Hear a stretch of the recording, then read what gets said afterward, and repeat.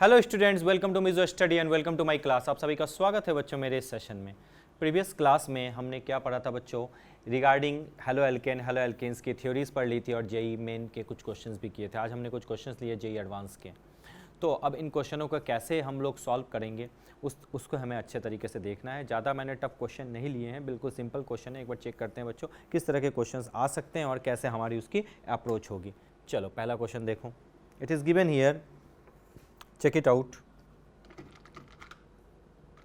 एक बार रीड कर लो क्वेश्चन को। बिल्कुल सर, बिल्कुल रीड कर रहा हूँ। क्वेश्चन गिवन है Ki in acetone okay undergo SN2 reaction. कौन सा रिएक्शन है इतना समझ लो। मैंने बताया था न्यूक्लियोफिलिक सब्स्टिट्यूशन रिएक्शन SN जो होते हैं वो दो टाइप के होते हैं। एक होता है बच्चों क्या, SN1 and the second what we have that is SN2। यही तो होता है SN1 एंड SN2 reaction with each of PQ, R and S. PQR the rate of the reaction vary, जो रेट ऑफ रिएक्शन होगा वो वेरी कैसे करेगा, क्या होगा आपका। अच्छा, आपको पता है अगर मैं बात करूं SN2 की तो यहाँ पे आपका बनता है इंटरमीडिएट बनता है, यानी ट्रांजिशन स्टेट होता है, ठीक है। और SN1 की बात करूं तो यहाँ पे कार्बोकेटाइन जो आपका है इसमें आपका ये तो इंटरमीडिएट मतलब इसका ट्रांजिशन स्टेट होता है और ये एक स्टेप में ही कंप्लीट होता है, याद है बिल्कुल। और SN1 क्या होता है, दो स्टेप में होता है, एक होता है स्लो स्टेप, एक होता है फास्ट स्टेप। यानी इसमें जो आपका इंटरमीडिएट इन द सेंस, ये इंटरमीडिएट मत बोलो, ये तो ये हो जाएगा ट्रांजिशन स्टेट बोलो, ठीक है। यहाँ पे इंटरमीडिएट बन जाता है।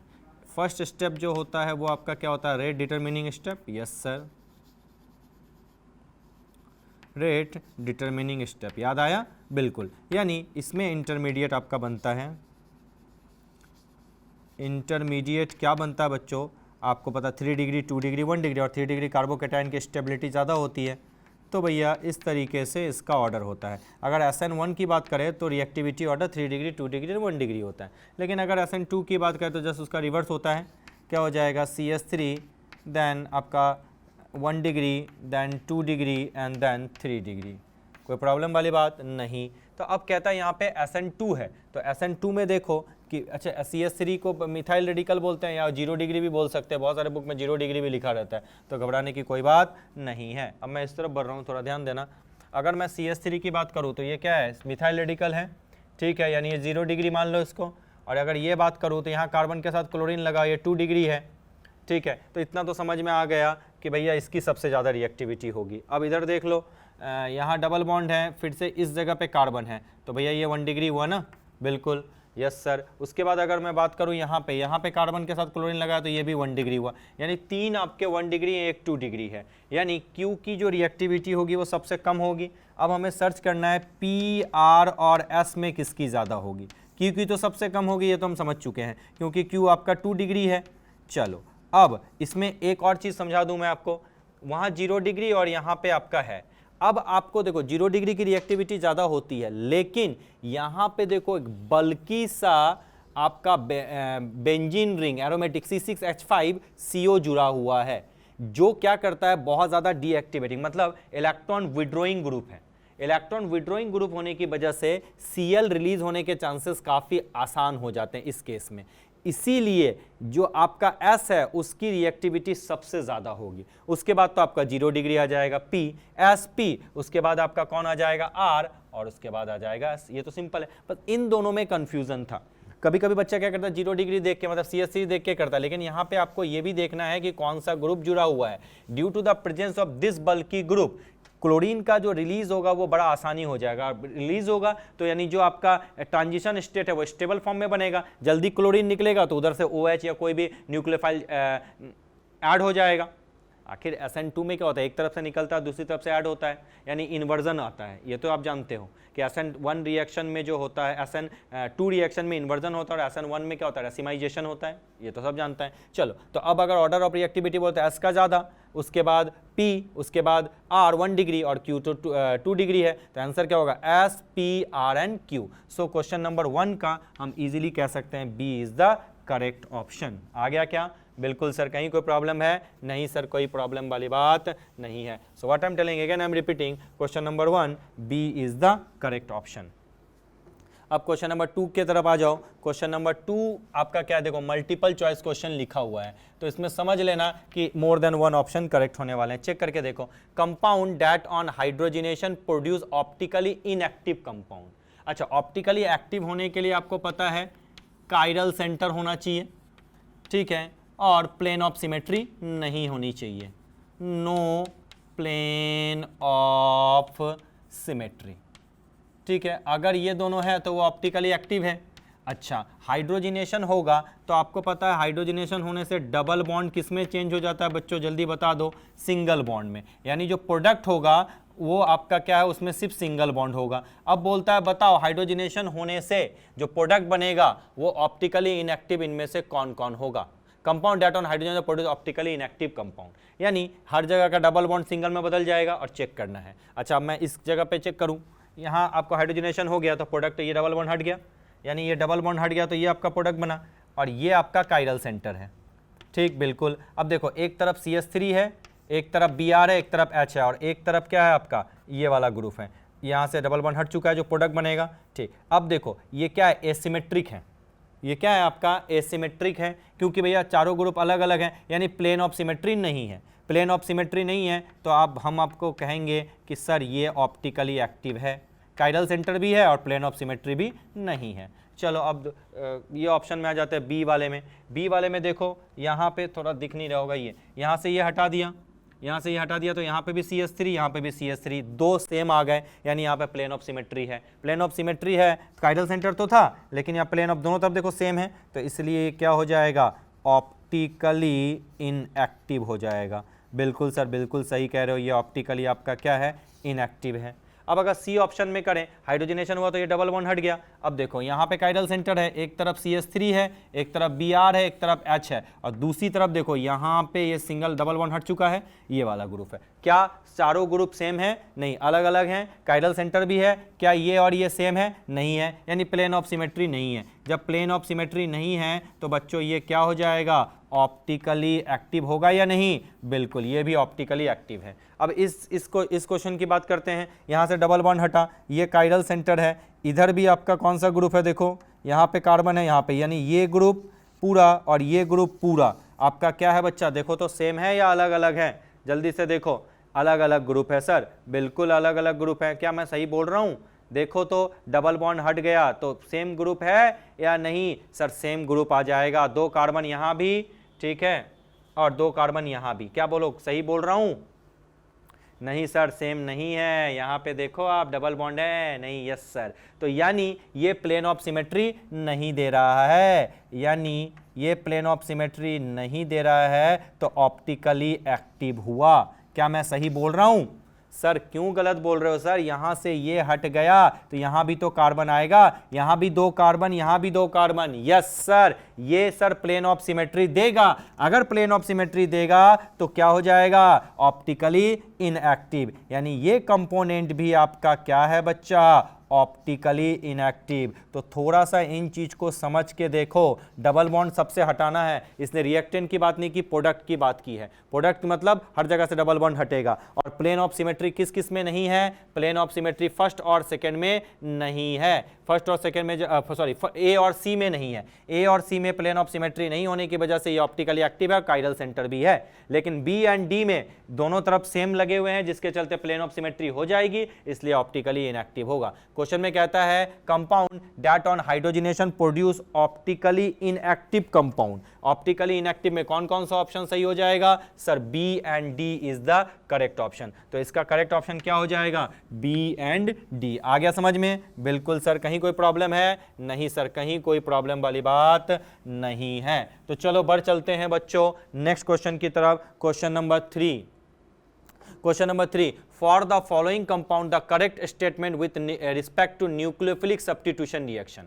अच्छा, कहता for the following compound the correct order statement with respect to the nucleophilic substitution. अच्छा, इसमें आपका न्यूक्लियोफिलिक सब्स्टिट्यूशन बोला यानी SN बोला है, इसमें ये मेंशन नहीं किया है बच्चा कि वो SN1 है या वो आपका SN2 है। They didn't mention whether it is SN1 और whether it is SN2। Yes sir, तो जल्दी से बता दो बच्चों इस केस में क्या होगा, एक बार ऑप्शन देख लें।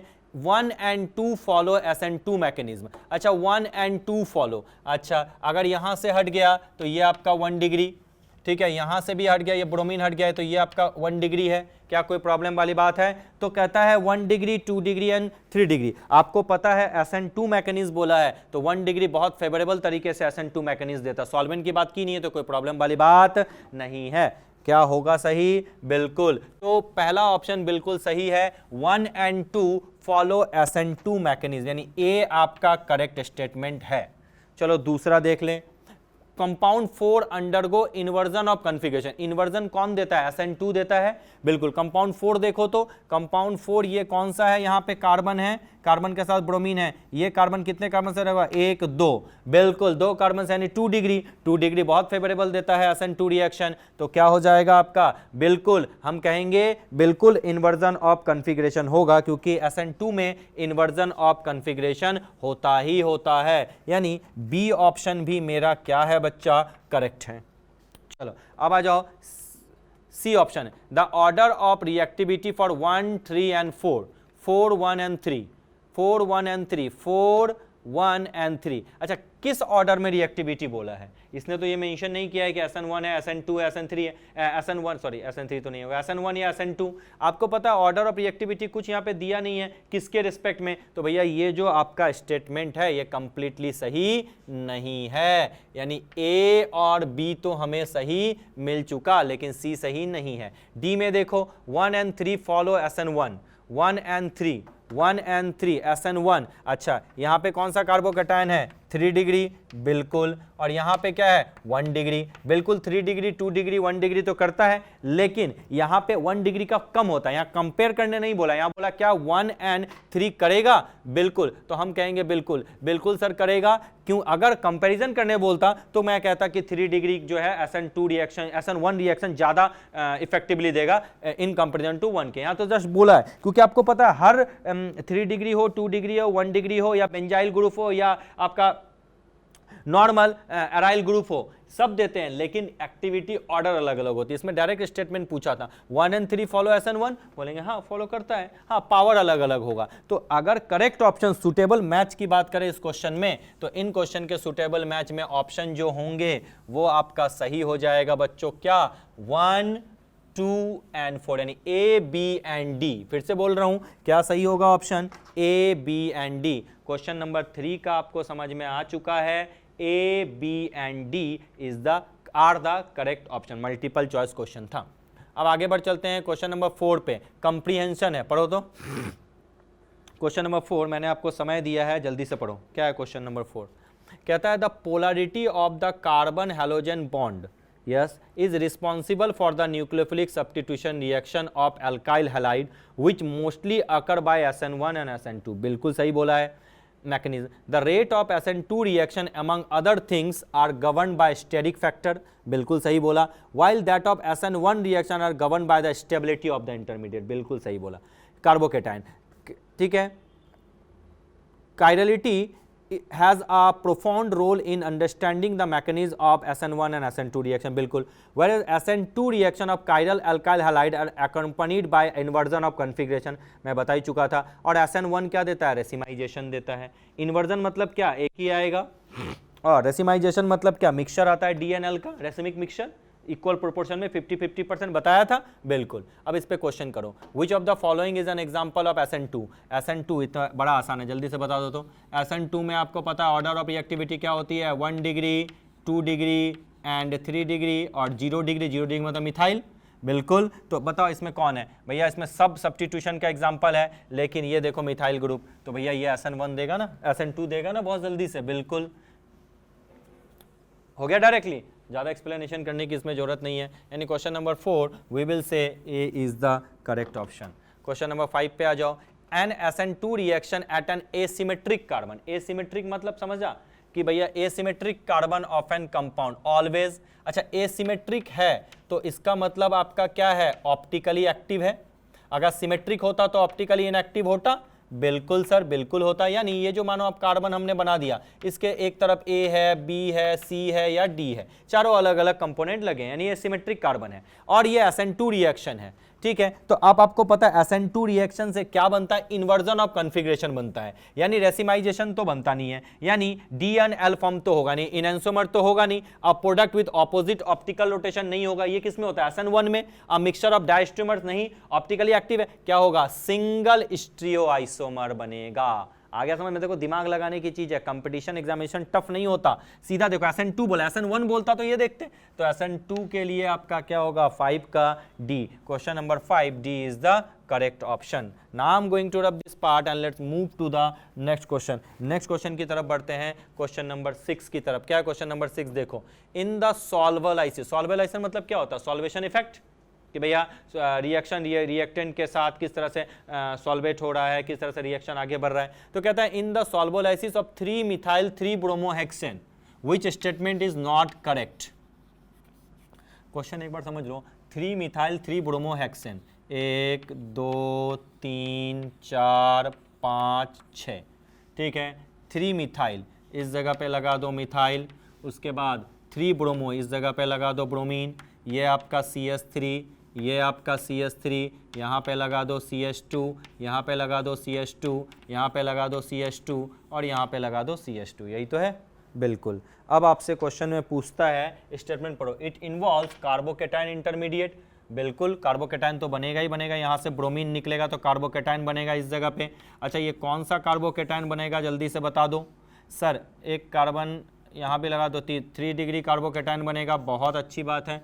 It the intermediate involve sp2 carbon, बिल्कुल सही बोला, इंटरमीडिएट में sp2 कार्बन होगा, ठीक है। पोलर सॉल्वेंट एक्सेलेट, बिल्कुल, अगर 3 डिग्री कार्बोकेटाइन है, SN1 मैकेनिज्म है, ज़्यादा फेवरेबल SN1 मैकेनिज्म होगा तो पोलर सॉल्वेंट के लिए फेवरेबल होगा, बिल्कुल सर बिल्कुल, है ना, प्रोटिक ए प्रोटिक पढ़े हो ना, बिल्कुल। अब the rate of reaction depend upon 3 methyl concentration, आपको पता है कि SN1 रिएक्शन में रेट जो होता है डिपेंड करता है कंसंट्रेशन ऑफ रिएक्टेंट के, तभी तो यूनिमोलिकुलर सब्स्टिट्यूशन रहता है, बायोमोलिकुलर नहीं बोलते, ठीक है। तो किस पे डिपेंड करता है, कंसंट्रेशन ऑफ रिएक्टेंट के, यानी A, B, C और D चारों सही ऑप्शन है। फिर से देख लो कहीं कोई प्रॉब्लम तो नहीं है।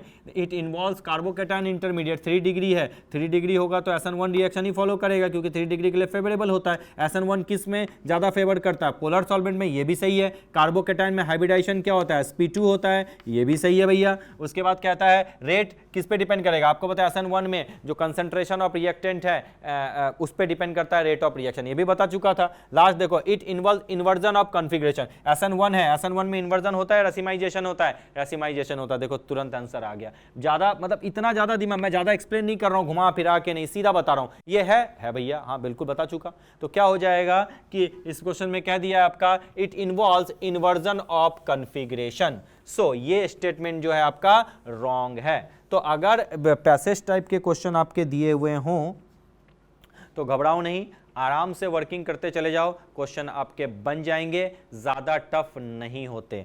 चलिए आगे बढ़ जाऊं क्या, बिल्कुल क्वेश्चन नंबर 7 की तरफ बढ़ूं, बहुत अच्छा क्वेश्चन है। बताओ the total number of stereoisomer that can exist for M, ये जो क्वेश्चन है इसमें कितने स्टीरियोआइसोमर्स होंगे।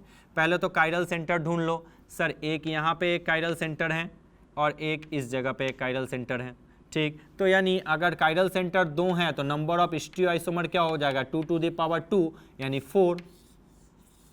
लेकिन अगर आपके स्टीरियोआइसोमर्स 2 होंगे तो ये देखो, ये एक ब्रिज है, ये ब्रिज आपका ब्रेक करेगा। तो अगर इस टाइप के क्वेश्चन हो जाए और ब्रिज में 2 कार्बन लगे हैं, 2 काइरल सेंटर हैं, तो इस केस में दोनों को एक मानते हैं बच्चों, यानी एक काइरल सेंटर है, 2 नहीं। ये बहुत अच्छा क्वेश्चन है, ये एक थ्योरी है, थोड़ा सा आपके अपर लेवल की है, याद रखना। अगर ब्रिज स्टीरियोआइसोमर दोनों ले लें तो ब्रिज ब्रेकिंग हो जाएगी, कंपाउंड एग्जिस्ट नहीं करेगा। तो अगर ब्रिजिंग होगा तो इसमें से 2 काइरल सेंटर को एक लिया जाता है, यानी अगर एक काइरल सेंटर है तो नंबर ऑफ स्टीरियोआइसोमर्स कितने होंगे, number of stereo isomers is equal to 2 to the power 1 is equal to 2। तो क्या हो जाएगा इसका आंसर 2। इस क्वेश्चन का आंसर हो जाएगा 2। ये इंटीजर टाइप का आपका क्वेश्चन था। आ गया क्या बच्चों? यस सर आ गया। कहीं कोई प्रॉब्लम वाली बात नहीं है सर? नहीं प्रॉब्लम है तो बहुत अच्छी बात है। You people are very much talented, easily questions को सॉल्व कर सकते हो। बस थोड़ा सा कमांड होना होगा आपकी थ्योरी पे। अगर आपके पास कमांड है थ्योरी पे तो आप इजीली क्वेश्चन को सॉल्व कर सकते हो। चलो आ जाओ क्वेश्चन नंबर 8 पे। अच्छा ये असर्शन रीजन टाइप क्वेश्चन है। क्या है देखो, each question contain statement 1 assertion and statement 2 reason. ठीक है, each question has 4 choices A, B, C and D out of which only one correct. Choose the correct option as under. Statement 1 is true, statement 2 is true, statement 2 is a correct explanation of statement 1. B में क्या है? statement 1 is true, statement 2 is true, statement 2 is not a correct explanation of statement 1. C में statement 1 is true, statement 2 is false. D में statement 1 is false and statement 2 is true. क्या बोला मैंने? statement 1 is false and statement 2 is true. तो जल्दी से बता दो बच्चा क्या होगा इसका आंसर, क्या होगा क्वेश्चन? समझ में आ गया? आ जाओ। कहता है addition of Br2 to 1 butene give 2 optical isomer. Check करके देखते हैं भैया। The addition of Br2 to 1 butene, 1 2 3 and 4, 1 butene. चलो 1 ब्यूटीन कहाँ है? इस जगह पे लगा दो डबल बॉन्ड, यहाँ CH2, यहाँ पे CH3, यहाँ पे CH2, यहाँ पे आपका CH। देखो कोई प्रॉब्लम नहीं। तो कहता है addition of Br2 to 1 butene. ठीक है, अच्छा Br2 का अगर मैं एडिशन कर दूँ gives 2 optical isomer. Optical isomer देख के एक बार करता हूँ। चलो क्या आ जाएगा? H3C CH2, इस जगह पे C, इस जगह पे H, अच्छा इस जगह पे Br और इस जगह पे आ जाएगा CH2Br। अच्छा काइरल सेंटर कौन है पहले तो ये ढूंढ लो। अच्छा ये आपका काइरल सेंटर है, यहाँ पे एक 2, ये 1 और ये 1 3। अब आप देखो इसमें प्लेन ऑफ सिमेट्री नहीं है, यानी ये आपका काइरल सेंटर है, एसिमेट्रिक है। बिल्कुल सही। इसके 2 आइसोमर बनेंगे, ऑप्टिकल होते हैं तो D and L बनेंगे क्या? बिल्कुल। क्वेश्चन में कहा है addition of Br2 to 1 butene give 2 optical isomer, लिखोगे यस। अच्छा the product contain 1 asymmetric carbon, बिल्कुल एक ही एसिमेट्रिक कार्बन है। एसिमेट्रिक मतलब क्या? सिमेट्री नहीं है। देखो यहाँ पे CH2Br है, यहाँ CH2 CH3 है, यहाँ पे Br, यहाँ पे H है, यानी ये भी आपका सही स्टेटमेंट है। दोनों सही हैं और सेकेंड वाला फर्स्ट वाले को सपोर्ट करता है, यानी कहता है नहीं भैया स्टेटमेंट 2 करेक्ट एक्सप्लेन करता है। बिल्कुल हाँ, स्टेटमेंट 1 जो बोला है उसी का ही भाई है ये। तो क्या आंसर होगा जल्दी बता दो? Statement 1 is true, statement 2 is true and statement 2 is a correct explanation of statement 1। क्या कोई प्रॉब्लम वाली बात है? नहीं। तो क्वेश्चन नंबर 8 के लिए तुम क्या करेक्ट करोगे? ए इज द करेक्ट ऑप्शन। क्या मैं रब कर दूं? बिल्कुल सर रब कर दिए। कहीं कोई प्रॉब्लम है? नहीं सर कहीं कोई प्रॉब्लम नहीं है। Question number 8 A is the correct option. Now question number 9 की तरफ अगर मैं जाता हूं, क्वेश्चन नंबर 9 देखो, ये तो 8 हो चुका। क्वेश्चन नंबर 9 कहता है, फिर से पढ़ो, ये असर्शन रीजन टाइप 2 है। In each of the following question a statement of assertion A is given followed by corresponding statement of reason R just below it. Of the statement mark the correct answer. Correct answer कौन है? If both assertion and reason are true and reason is the true explanation of assertion, both assertion and reason are true and the reason is the correct explanation of the assertion. If both assertion and reason are true and reason is not the true explanation of the assertion, if assertion is true but reason is false, if both assertion and reason are false. ये 4 statement आपके दिए। Question देखें, कहता है in comparison to ethyl chloride it is difficult to carry out nucleophilic substitution reaction on vinyl chloride in comparison to ethyl chloride C2H5Cl। और vinyl chloride क्या होता है भैया? डबल बॉन्ड आ जाता है, उसी में आपका लगा रहता है, जैसे CH2 है CHCl, this is called vinyl chloride. बिल्कुल सर। कहता है कि in comparison to ethyl chloride it is difficult to carry out nucleophilic substitution reaction vinyl chloride. Double bond है तो एडिशन रिएक्शन भी शो कर देता है, जिसके चलते बिल्कुल जो स्टेटमेंट कह रहा है वो बिल्कुल सही कह रहा है कि इथाइल क्लोराइड में सीधा न्यूक्लियोफिलिक सब्स्टिट्यूशन रिएक्शन होगा, लेकिन विनाइल क्लोराइड में एडिशन की प्रोबेबिलिटी भी होती है। कहता है vinyl group is electron donating. नहीं भैया, ऐसा कुछ नहीं है, इसके चलते रिएक्शन का कोई आपका रोल ही नहीं है। So vinyl group is not electron donating, यानी पहला स्टेटमेंट तो बिल्कुल सही है, लेकिन दूसरा स्टेटमेंट एक्सप्लेन भी नहीं करता और सही भी नहीं है। तो क्या होगा, if assertion is true but reason is false, ये इसका करेक्ट एक्सप्लेनेशन नहीं करता। तो what is the answer for this question? For this question we will say C is the correct option. आ गया? बिल्कुल। अब आ जाओ नेक्स्ट और लास्ट क्वेश्चन, क्वेश्चन नंबर 10 की तरफ। क्या है क्वेश्चन नंबर 10? थोड़ा सा हम देख लें, बिल्कुल सा, थोड़ा सा नहीं, पूरा देखो। मैच द फॉलोइंग है, करो तो ये तुम लोग के लिए मैंने लीव कर दूं, ये तो आप खुद ही कर सकते हो, आप अच्छे खासे टैलेंटेड बच्चे हो। I know you can easily solve such kind of questions, आप लोग ये सब क्वेश्चंस को बहुत इजीली सॉल्व कर सकते हो। चलिए देखिए क्या है, match the entries of the column 1 to with appropriate entries of column 2 and choose the correct option out of the 4 A, B, C and D. CH3, CH double bond CH2, HBr and RCOOR. RCOOR आपका क्या है भैया? Sir इस जगह पे आपको पता है क्या लगेगा? पर ऑक्साइड है। पर ऑक्साइड अगर आपका होता है तो आपको पता है क्या लगता है? एंटी मार्कोव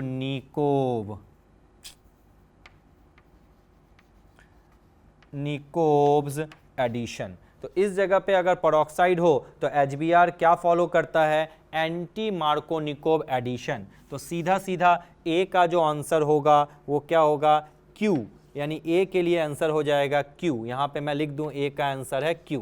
उसके बाद कहता है CH3CH, फिर से डबल बॉन्ड है, फिर से एडिशन होगा, लेकिन इस बार पेरोक्साइड नहीं है। पेरोक्साइड नहीं है तो क्या होगा? मार्कोनिकोव एडिशन, यानी क्या हो जाएगा? S। उसके बाद आपका C6H5CH3 है, NBS N bromosuccinimide and H mu जब है, यानी ये क्या है आपका? फ्री रेडिकल मैकेनिज्म देता है। ये तो जानते हो ना, पेरोक्साइड H म्यू के प्रेजेंस में फ्री रेडिकल देता है। फ्री रेडिकल दे देगा तो ये क्या है? साइड चेन सब्स्टिट्यूशन है। एक्चुअली ये इस तरह से तो है, CH3 है ना, यहां से हटेगा, क्लोरीन जुड़ता चला जाएगा, ठीक है। और सक्सिनामाइड है, एन ब्रोमीन होगा। तो ये आपका क्या होगा? साइड चेन सब्स्टिट्यूशन, यानी जो आपका इसका आंसर हो जाएगा that is the P।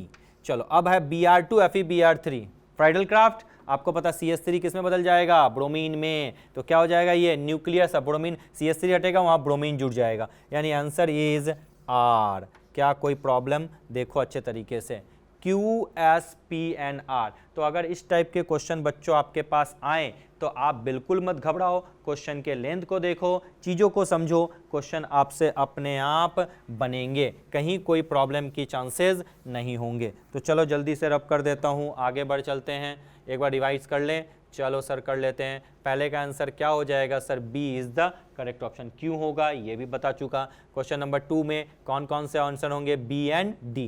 Question number 3 में कौन कौन से स्टेटमेंट सही है? ए, बी और डी सही है, सी गलत है क्योंकि मेंशन नहीं था। क्वेश्चन नंबर 4 में क्या था? A is the correct option. Question number 5 में क्या होगा? अ सिंगल स्ट्रियोमर्स, ये भी बता चुका। क्वेश्चन नंबर 6 में ई रॉन्ग ऑप्शन है, मतलब ई नॉट करेक्ट है, बाकी सारे क्या हैं? करेक्ट हैं। क्वेश्चन नंबर 7 में कितने होंगे? ओनली 2, 4 मत लिख देना, क्यों? रीजन बता चुका। क्वेश्चन नंबर 8 में क्या होंगे? वो दोनों सही हैं, यानी A is the correct option. Question number 9 में अलग टाइप का रीजन है, असर्शन सही है लेकिन रीजन ना तो एक्सप्लेन करता है, ठीक है, तो क्या हो जाएगा? C is the correct option. Question number 10 में मैचिंग अभी आपको जस्ट में बता चुका। आई होप सो बच्चों इसमें आपको कोई प्रॉब्लम नहीं होगी। तो चलो बच्चों अब आपसे विदा लेने का समय आ चुका है। Time has come, time to say bye bye, thank you so much.